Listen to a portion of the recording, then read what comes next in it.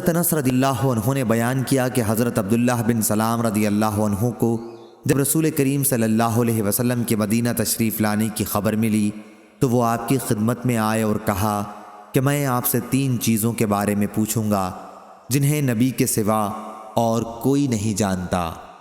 قیامت کی سب سے پہلی علامت کیا ہے؟ وہ کون سا کھانا ہے جو سب سے پہلے جنتیوں کو کھانے کے لیے دیا جائے گا؟ اور کس چیز کی وجہ سے بچہ اپنے باپ کے مشابہ ہوتا ہے؟ آپ صلی اللہ علیہ وسلم نے فرمایا کہ جبرائیل علیہ السلام نے ابھی مجھے آ کر اس کی خبر دی ہے۔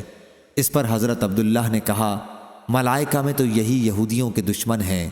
حضرت صلی اللہ علیہ وسلم نے فرمایا قیامت کی سب سے پہلی علامت ایک آگ کی صورت میں ظاہر ہوگی جو لوگوں کو مشرق سے مغرب کی طرف ہانک لے جائے گی۔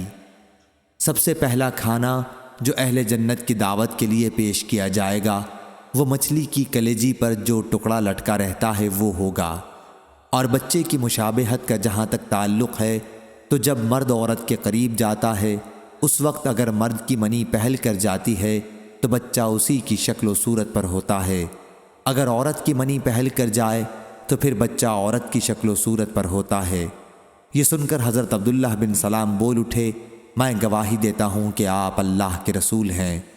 پھر عرض کیا یا رسول اللہ یہود انتہا کی جھوٹی قوم ہے، اگر آپ کے دریافت کرنے سے پہلے میرے اسلام قبول کرنے کے بارے میں انہیں علم ہو گیا تو آپ صلی اللہ علیہ وسلم کے سامنے مجھ پر ہر طرح کی تہمتیں دھرنی شروع کر دیں گے۔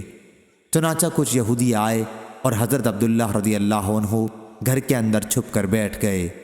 حضرت صلی اللہ علیہ وسلم نے ان سے پوچھا تم لوگوں میں عبداللہ بن سلام کون صاحب ہیں؟ سارے یہودی کہنے لگے وہ ہم میں سب سے بڑے عالم اور سب سے بڑے عالم کے صاحبزادے ہیں، ہم میں سب سے زیادہ بہتر اور ہم میں سب سے بہتر کے صاحبزادے ہیں۔ حضرت صلی اللہ علیہ وسلم نے ان سے فرمایا اگر عبداللہ مسلمان ہو جائیں تو پھر تمہارا کیا خیال ہوگا؟ انہوں نے کہا اللہ تعالیٰ انہیں اس سے محفوظ رکھے۔ اتنے میں حضرت عبداللہ رضی اللہ عنہ باہر تشریف لائے اور کہا میں گواہی دیتا ہوں کہ اللہ کے سوا اور کوئی معبود نہیں، اور گواہی دیتا ہوں کہ محمد اللہ کے سچے رسول ہیں۔ اب وہ سب ان کے متعلق کہنے لگے کہ ہم میں سب سے بدترین اور سب سے بدترین کا بیٹا ہے، وہی وہ ان کی برائی کرنے لگے۔ صحیح بخاری حدیث نمبر 3300